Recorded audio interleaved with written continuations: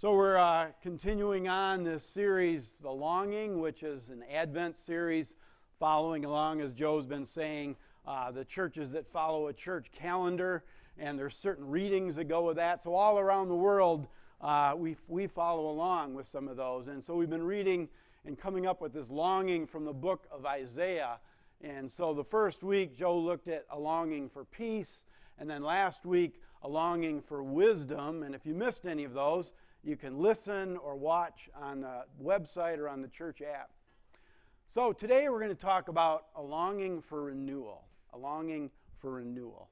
And, a lot of times I like to ask a question or two that, I know is all on all our minds. And so we're going to ask three important renewal questions today. Now, the first one, I know what your question is, but it's probably going to be different than what you think. Because I know what your question is what about Bob? But it's not. It's what about Larry? Yeah, you weren't expecting that. Or another way to talk about it is, what is your vision for a Larry renewal? I thought everybody would have this in their mind. It's because everybody thinks like, well, that would be a scary place. So who is Larry? Actually, you probably know Larry because he might be in your kitchen or in your cupboard somewhere. Larry is that guy, the Quaker Oats guy. And the people that work at Quaker Oats, I think it's owned by PepsiCo now, they affectionately call him Larry. And so in the last 7 years, Larry has had some renewals. They just thought, you know what? We're going to get people together and artists and board meetings and all that, and we'll come up with some renewals for Larry's look. And so the latest renewal look is this. Okay, it's not real big, kind of subtle. He's a little thinner in the face. His ascot's blowing in the wind. So he's kind of a thinner, cooler Larry. So I like Quaker Oats, and I had an empty can. And I was, for some reason, looking at this can, and I'm like, I wonder how this could ever tie into a sermon. And it was around the time when the craft show the craft get-together was going to happen here.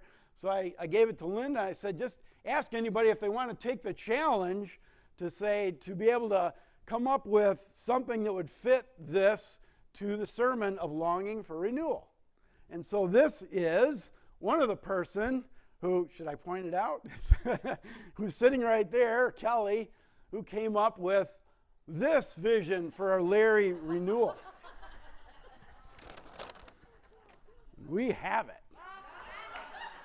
Isn't that awesome? It's kind of a Frosty the Snowman meets Larry. And it fits today perfect, right, with the snow. And I think this should be like the new Quaker Oats thing. But so what does that have to do with today? Absolutely nothing. I had to fit it in somehow. No, what I was thinking about is, sometimes I don't know how much energy got put into the people who renewed Larry, but sometimes it's so easy to put a lot of time and energy into renewing something, and it doesn't really, it's like, I don't really care. I'm going to eat Quaker Oats, whatever Larry looks like, right? But sometimes we put a lot of energy into trying to renew things, and it doesn't have that lasting effect. And so when we talk about renewal, we're talking about renewal of the soul. Because Jesus said, if you gain the whole world but forfeit your soul, what profit is that? And so today, as we think about renewal, we want to think about its renewal of our souls. And so that takes us to our second question to help us out with that. Another one I know is in all of your minds, just comes naturally with this topic, would be, is it acceptable to end a sentence with a preposition? Marge is saying no. All right, we're gonna put that one on hold and come back to it with the answer for that. So let's go to our third important renewal question, and that is this. What is your current sitch? Anybody know what that means? Yeah, I didn't know what that meant either. Situation, yeah. So my son, he will periodically send me a picture, text it to me, or put on Facebook, just him looking at some scenery, and you see his feet. So I put a few of those up there, and you just see those things, feet by the fire, feet by the beach, And it's hard to read, but like in this one Facebook post, it just says, current sitch, Jensen Beach. And he likes to send those on days like this, right, where it's just...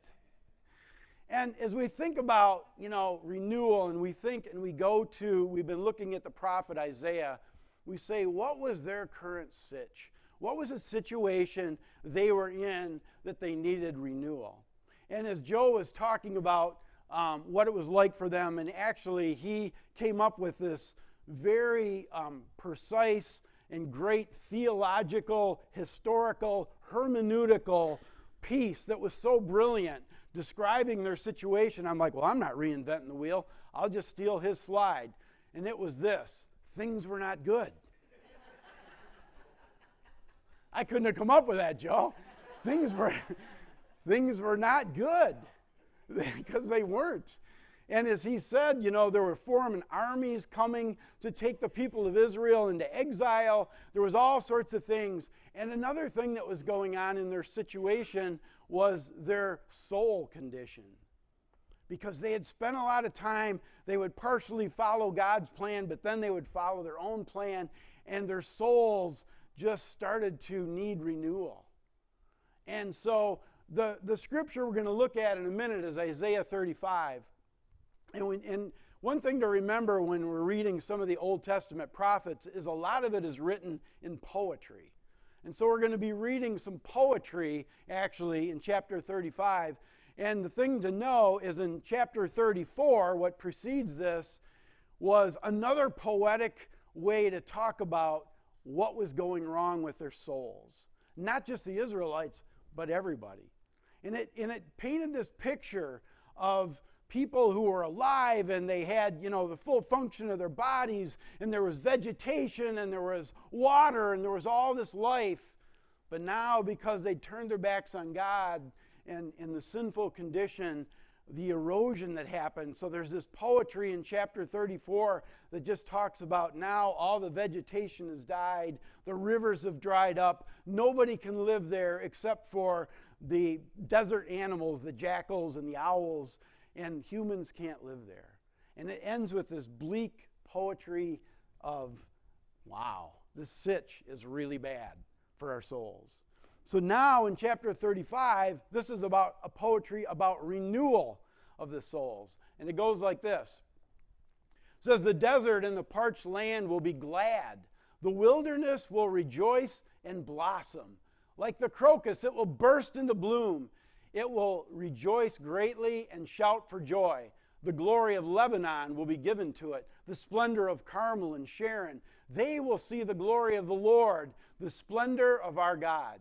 Strengthen the feeble hands. Steady the knees that give way. Say to those with fearful hearts, be strong. Do not fear, your God will come. He will come with vengeance, with divine retribution. He will come to save you. Then will the eyes of the blind be opened, and the ears of the deaf unstopped. Then will the lame leap like a deer, and the mute tongue shout for joy. Water will gush forth in the wilderness, in streams in the desert. The burning sand will become a pool, the thirsty ground bubbling springs. In the haunts where jackals once lay, grass and reeds and papyrus will grow. And a highway will be there. It will be called the way of holiness. The unclean will not journey on it. It will be for those who walk in that way. Wicked fools will not go about on it.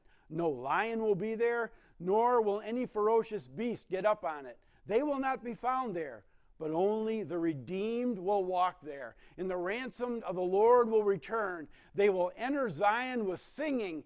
Everlasting joy will crown their heads. Gladness and joy will overtake them, and sorrow and sighing will flee away. Wow, when you think about that poetic picture, there's just so much coming back, so much renewal, so much life into that. And so as we think about all that, and we think, now what's my current sitch? What's yours? What's going on with your soul? What's happening for you? And to keep that in mind as we look at this. So as we think about this longing, I just want to look at a couple of points to really get to know the longing. And they're simple points. So it's really what the renewal for longing is not, and what it is. So it's pretty simple. So let's talk about what it is not. It is not my plan, your plan for renewal. It's God's plan for renewal. And we'll look at that in the next thing. But let's look at what happens when it becomes my plan. And to help us with that, we'll go back to our question. Is it acceptable to end a sentence with a preposition? Now, not everyone agrees, but many grammarians that I looked at agreed with this statement. The quick answer, sure. Although some people will consider it an error, it's fine to end a sentence with a preposition. Your main concern should be your reader, not your 8th grade grammar teacher. Okay, no knock to any 8th grade grammar teachers. And that's a good thing we can end it, because the statement we're going to start off with to understand how renewal isn't my plan is the past is not something to look forward to. The past is not something to look forward to. And what I mean by that is, when you think about, often when we think about renewal, it's about, I don't like my current sitch. I don't like what's going on in my life in this situation. It's uncomfortable. It's hard. And so what is my plan for renewal? I want to go back to something I know.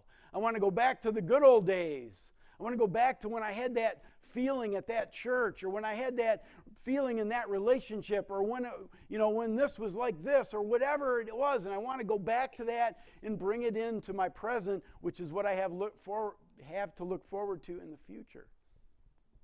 The old feeling. And as I thought about this, many of you have heard me say I used to work for many, many years, decades, in the truck repair business. And to be honest, I really hated it. I mean, I remember times walking in to that place and just feeling nauseous. It's just like, another day here. And I just couldn't wait to ever someday get out of that. And as I was going through school and going there, and finally the day, I graduate and I get to leave there, and now I get to, get my job as a psychologist. And there's a reason for the air quotes, right? So my first job as a psychologist is working in community mental health. And so my clients would have a developmental disability, which meant they usually had a team of people, working with them. So they had a caseworker, and they had, PTs and OTs and staff workers and, group home managers and medical people, all sorts of stuff. And sometimes there'd be a meeting, because there was a problem. And there'd be a meeting with all these people would come, and they're waiting for the psychologist to come in and fix the problem with all the come in with this plan. And I remember my first meeting, and before I went into the bathroom, and I started feeling all this anxiety, and I'm like, oh my gosh, these people are expecting me to come in, and I'm supposed to fix this problem. I'm supposed to be the psychologist, but I'm a mechanic. They're going to find out I'm an imposter. Anybody ever have that feeling? Yeah, one or two of you, yeah, more than that. And so it was just like, wow, and I had to do some, diaphragmatic breathing and self-talk and get my body calm just to walk into the meeting. And I remember in those times, in that first year especially, the learning curve and learning and doing stuff. And I remember thinking, man, I wish I could just go back to the truck repair business where, there I knew my hours, and I knew what my paycheck would be every week, and I got paid vacation, and I got health insurance, and my brain just deleted all that garbage stuff that I used to hate. It edited it out.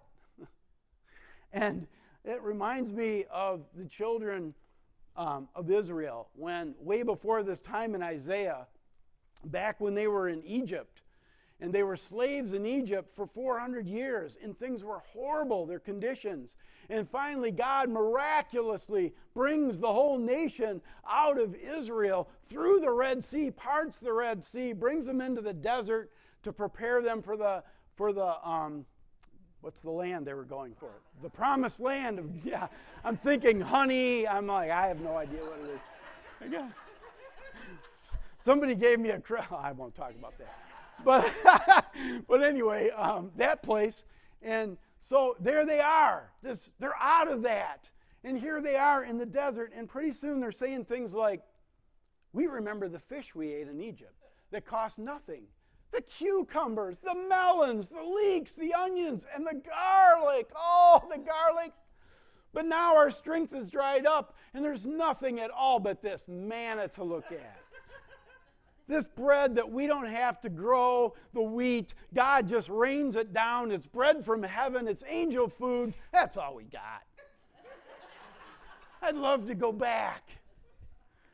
What did they forget? If we just look at some of the things, what it was like for them back then, we go back to Exodus, we see the Egyptians saying, "Come, let us deal shrewdly with these people." Therefore, they set taskmasters over them to afflict them with heavy burdens. So they ruthlessly made the people of Israel work as slaves and made their lives bitter with hard service in mortar and brick and all kinds of work in the fields. In all their work, they ruthlessly made them work as slaves. During those many days, the king of Egypt died, and the people of Israel groaned because of their slavery, and they cried out for help. God, help us, get us out of here. And now what's their renewal plan? Let's go back. Not the best renewal plan, to go back. There's a song written by a great songwriter named Sarah Groves, and she writes this song called Painting Pictures of Egypt. And she's like, as if she's there in the sand, one of those people that we're talking about, and they're writing in their journal. And she says, "I don't want to leave here. I don't want to stay. It feels like pinching to me either way. And the places I long for the most are the places where I've been. They are calling out to me like a long-lost friend. I've been painting pictures of Egypt, leaving out what it lacks. The future feels so hard, and I want to go back. But the places that used to fit me cannot hold the things I've learned. Those roads were closed off to me while my back was turned." It's awesome writing. And you think, that's what it's like. It's like, I want to go back because that was comfortable, and I knew that. But where I'm at now is where I'm supposed to be. I needed to go through that period I went through. The Israelites needed to be in that desert and learning about God the way they did. So going back would not have been a good option. So sometimes we want to try to bring and renew by bringing in the past, and sometimes we want to do it by trying to fix something in the present that's our plan. And there's several things wrong with that. One is the plan itself we might come up with might be just so bad. One guy named Thomas Terrence, he was a young man in the 1960s during the civil rights, living in the South, and he was looking what was going on in the civil rights, and people were saying, well, you need to be thinking about going to college. And he was looking at the country, and he thought, this country needs to be renewed. And he says, I had decided that there was nothing much more important than school, something much more important than school, doing anything within my power to save America from the Jews and the blacks who threatened to bring her down. Not a good plan at all. But he thought it was. He thought, that's what I'll focus on. That's where my renewal will go. In a contemporary of him, around the same time, was a guy named John Perkins doing the opposite. He was trying to help people, the black people in those oppressed places. And he was a Christian, and for a while he moved out of the South and he was living in California. And while he was there, he felt God say, you need to go back to Mississippi. I want you to go back. My plan is to, bring social justice, try to bring some help into those places. So he did. And when he went back, he ran into a lot of hardships. His family was treated horribly. He got beaten almost to death by white policemen in a jail. And it was really, really hard. And as he was trying to live out this plan, he was saying, well, God's plan is love everyone, even your enemies. And as he wanted to carry out that plan, another part of him says, I can't do that plan. He said, I don't want to love them. Look what they've done to me. Which makes sense that he felt that. But again, his plan was, I want to try to do the plan you give me like that, not really love them. Which that didn't work out too good for him either. But we'll talk about that. We'll come back to these guys. So that's what renewal is not. Let's look at what renewal is. And of course, it is God's plan. It is God's plan. And when we look at another passage in the book of Isaiah, it says, forget the former things, do not dwell on the past. See, I am doing a new thing. Now it springs up. Do you not perceive it? I am making a way in the wilderness and streams in the wasteland. Because I can't do that. I can't make springs come up where there's dry sand. I can't do that. You can't do that. Only God can do it. It's His plan. We've got to do His plan. David, as we think about renewal and we think about joining a cause or doing whatever, David had a plan when he committed adultery with Bathsheba to try to clean that up. And he had her husband killed in battle and all this. And he was confronted by a prophet. And then he realized, he goes, something's wrong with me. Renewal has to start with me. And for all of us, renewal has to start. What in my soul needs to be renewed? Because if it doesn't go right there, I can get involved with causes and point to people and say, you need to do that. You're doing that wrong. And all the time I'm avoiding what's going on in here. My desert that needs renewal. And David said, create in me a clean heart, O God, and renew a right spirit within me. He got to this place where he's like, it's got to be me. Something's wrong here. And so when we think about that renewal, it has to start with us. And when we go back to Thomas Terrence, he ended up getting sentenced to prison for 25 years for his work in the Ku Klux Klan and bombings and terrorist type things. And as he was in there, he started to read, his usual magazines, his usual extreme right-wing stuff. And then he started reading some philosophers. And as he was reading philosophers, he was reading Socrates, who talks about the unexamined life. And he's like, I really haven't examined much of my life. I just stick with one thing. Maybe I should listen to other views opposite of mine. Just listen to them. Isn't that what Joe's been talking about, that we want to do with the Colossians forum, is to be able to at least hear other views. So he decided to open up to that. And then he decided, what, I never really liked reading it, but I'm going to read the Bible. And he started to read the Bible. And one day he came upon this passage in Matthew.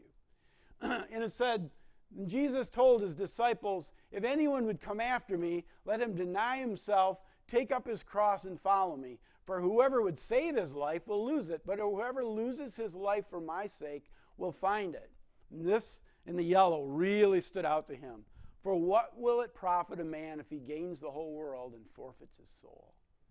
And as he sat in there and pondered that and thought about it, he started to open his life up to God. He's like, I've been just chasing around doing all this stuff, and I haven't examined myself. And so, God, I want you to examine me. I want you to do that. And he said when he started to do that, he said, I saw in the words of that verse my own reflection, the reflection of a wretched and violent man, a man willing to hurt others in defense of an empty and perverted philosophy. I saw the reflection of a man who was arrogant and self-centered, an ungrateful son who returned the love of his parents offered him with cold indifference. I saw a man who desperately needed to be forgiven for a life of great sin. And that's what happens when we, because I don't want to open up that soul because it's ugly, and I don't know if I want to see what's in there. But when we do, and we see that, wow, I got desert in there. It needs life. That's what God longs for us to do. He's like, yes, let me go in there and bring some life into that soul.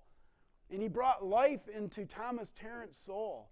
And he ended up he got out of jail and went to seminary. And, I don't know if he still is, but when he had written this book that I'm quoting from, he was co-pastor in an interracial church. John Perkins, as he was laying in the hospital because when he was beaten so badly, he had a lot of complications from health after that. So about a year after that beating, he had all these ulcers and he was laying in the hospital and he was thinking about this plan, and he was just thinking about how angry he was that the churches, the white churches around there at the time were not really acting like Christians. And it just felt like everyone around, there was just so much hatred and so much that had happened to him, and his brother had gotten shot and killed senselessly, and he was just really struggling to be able to try to follow God's plan to love everyone, even your enemy. And he says as he struggled with that, he couldn't help but think, he kept picturing Jesus on the cross. And he kept thinking about as he hung there and he was being, spit on and ridiculed. He said it kept coming back to him, that phrase, Father, forgive them. Father, forgive them. And he said as he laid there, he told God, I can't love them because they've hurt me too much. But I'm willing. So he opened up his soul for renewal. He said, I'm willing. And he said, God told him, I will love them through you. And he said, that is exactly what happened. The love of God began to take from my soul every bit of anger and hatred. The only way I can describe it is to tell you that I was overwhelmed by the love of God. And as his love and joy coursed through my spirit and soul, I knew there was no way I could keep that love from overflowing to the people around me. White people, black people, any kind of people. It didn't matter. God loved them all, and so did I. So now he was totally connected to even do God's plan even better, because now that renewal in his soul had happened. And that's what happens when we open up and we start that renewal. It starts with us. And when we do the bigger type renewal programs, and when it's God's plan, it's that desert comes to life. The parched land will be glad. The wilderness will rejoice and blossom like the crocus. It will burst into bloom. It will rejoice greatly and shout for joy. And what that looks like.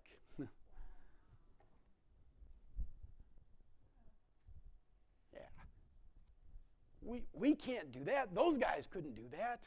That was God's plan. God's plan for renewal. So as we think about our own sitch, where, about my plan that I always want to try to do versus God's plan, simple call to faith question is, where do I need to follow God's plan for renewal in my life?